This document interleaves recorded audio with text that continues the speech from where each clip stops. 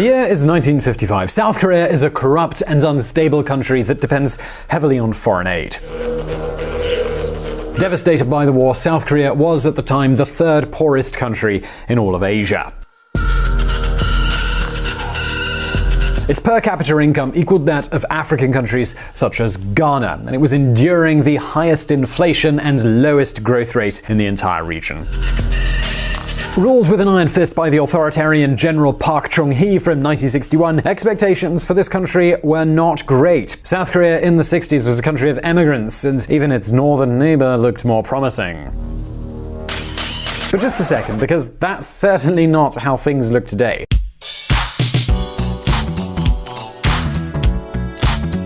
Nowadays, South Korea is the country of K-pop, K-beauty, K-fashion, and K-dramas.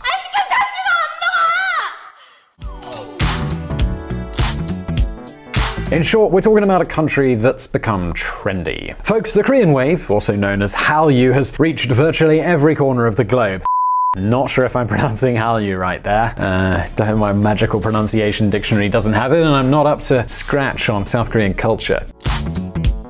Now, don't think that it's only culture that has been exported. Not at all. South Korean companies such as Samsung, Hyundai, or LG have also extended their tentacles across all 5 continents.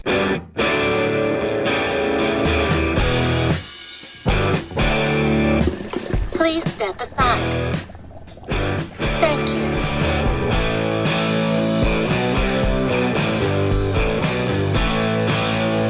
And that's no small feat. South Korea has been one of the greatest economic success stories of all time. In a little over 3 decades, that's just one generation, South Korea went from being a third world country to becoming one of the richest and most prosperous countries on the planet. So the question is, how did South Korea manage this development? How did it manage to become such a rich country? Well, actually, no, that's not the question we're going to be answering today because, well, we've already answered that question in another video, which I'm going to link to in the description. In a nutshell, it was thanks to the unique South Korean development model, which is characterized by large industrial groups, the Kiebols, along with a very demanding educational system, an open approach to the world, a large accumulation of capital, and active technological absorption policies, and this all led to the so-called South Korean economic miracle.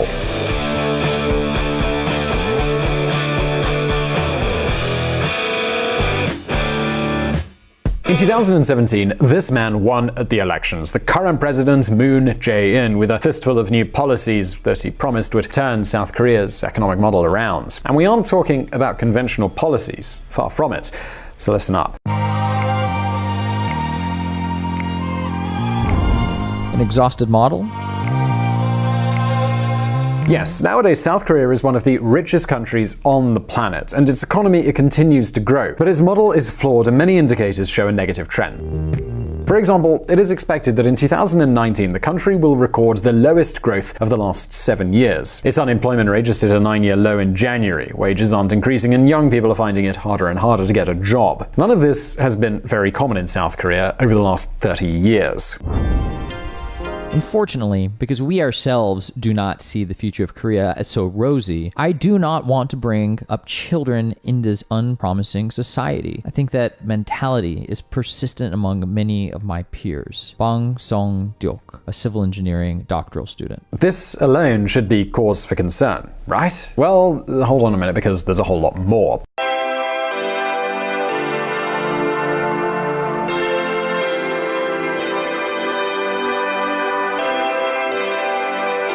Households, South Korean families, accumulate debt equivalent to almost 100% of the gross domestic product, which makes them the most leveraged households in any country in the world. Because yes, South Koreans do save a lot, but they also invest a lot, especially in housing. And on top of that, most jobs are so unproductive that the workday extends well into the evening. And I'm not talking about a couple of hours overtime here. Check this out.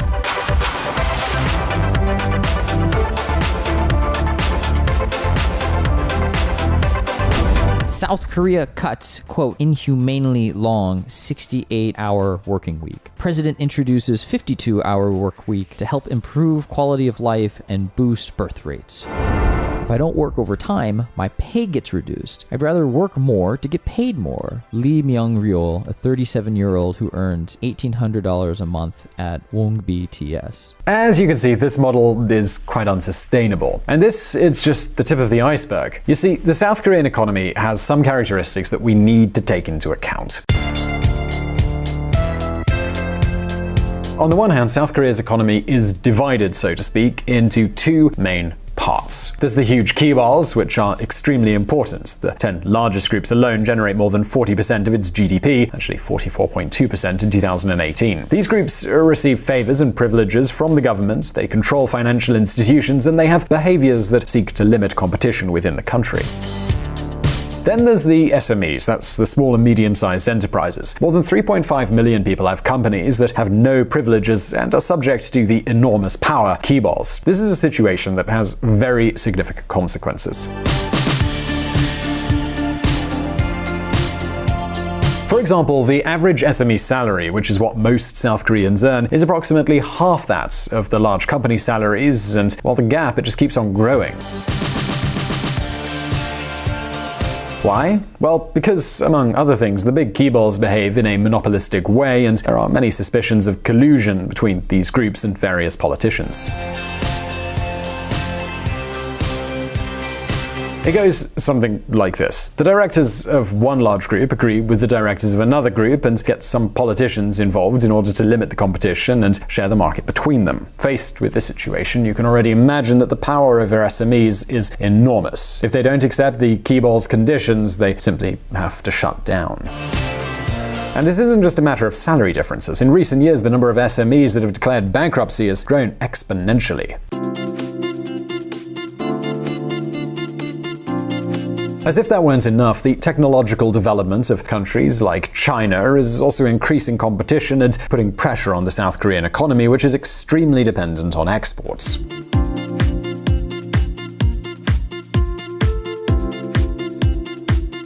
Well, this is causing the Kibals to transfer part of their production to other countries and replace local suppliers with foreign suppliers. Korean companies can't compete with China and India on price and should move up the value chain. But the industrial evolution towards higher value-added products is not happening in the SME sector because of their reliance on the conglomerates. Park Sung-in, an economics professor at Seoul National University. To see an example of this, we need look no further than the automotive industry.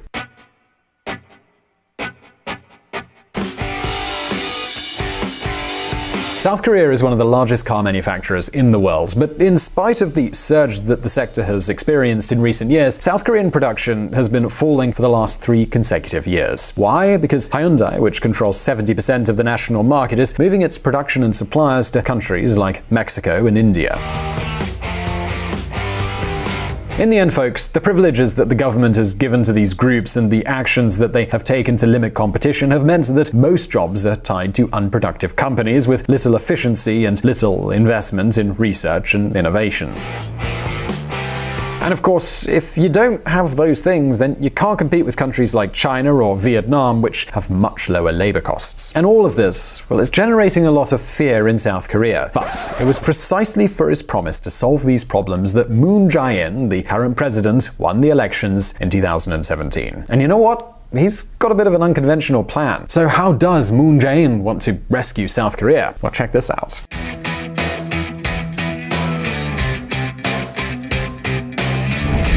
President Moon Jae-in's plan. To viewer, Moon Jae-in has promised to reform South Korea's economic model from top to bottom. He isn't planning on doing it with the typical solutions of lower taxes or less regulation. In fact, quite the opposite. The South Korean president's plan is based fundamentally on 2 pillars. The first consists of what its supporters call democratizing the economy. In practice, this consists of raising taxes, increasing public spending, public employment, and the minimum wage. And this isn't exactly happening in small quantities. See, in 2019, public spending will grow by more than 10%, which is the largest increase in a decade. On the other hand, the minimum wage grew by 16.4% in 2018, and in 2019 it will rise by an additional 10.9%. And the government has already said that the raises, they're not going to end there. In order to finance more state spending and the hiring of 850,000 new public employees, Moon Jae-in has boosted the corporate profits tax, which will go from 22 to 25%. And he's also going to raise taxes on the highest wages. The idea that the government has is that all these measures will raise families' income and, with it, consumption. This would reduce the dependence of South Korean companies on exports. The problem?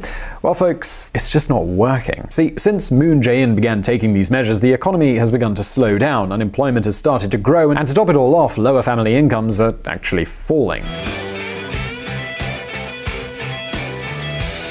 Yep, you heard that right. Their salaries are increasing, but many workers have lost their jobs. So the net result is that 20% of families with fewer resources earn less money today than they did before the minimum wage rise.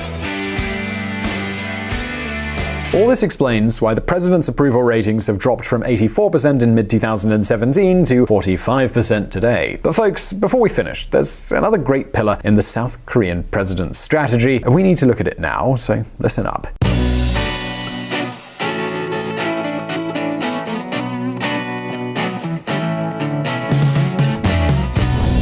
Looking north. Folks, the South Korean president is convinced that his country's future involves North Korea. We are at the historical start line toward common prosperity on the Korean Peninsula and Northeast Asia. This is an opportunity that has come like a miracle. It is a chance that we should never miss. Moon Jae-in.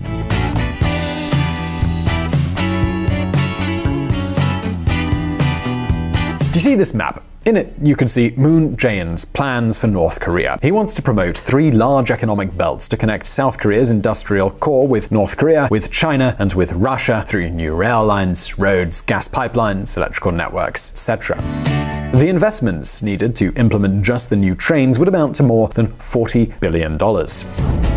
Korea anticipates that the Trans-Siberian Railway will again reach Busan, the southern tip of the Korean peninsula where I grew up, building on the permanent peace on the peninsula. Moon Jae-in in an address to the Russian Duma.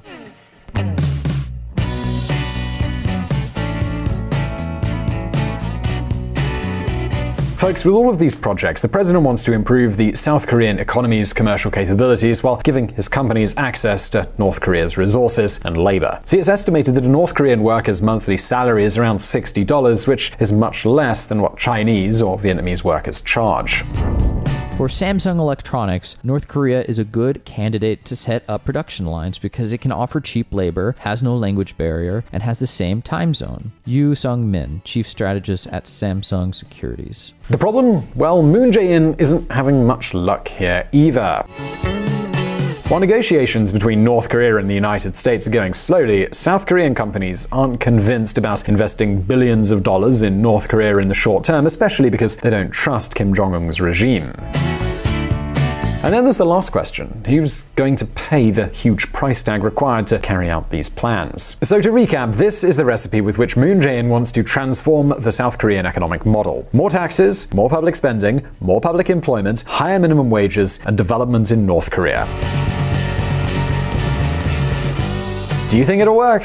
Well, leave your answer in the comments below as well as in this survey. And I really hope you enjoyed this video. If you did, please do hit that like button and don't forget to subscribe for brand new videos. Also, don't forget to check out our friends at the Reconsider Media podcast. They provided the vocals in this episode that were not mine. Also, this channel is possible because of Patreon and our patrons on that platform. Please do consider joining them and supporting our mission of providing independent political coverage. And as always, I'll see you in the next video.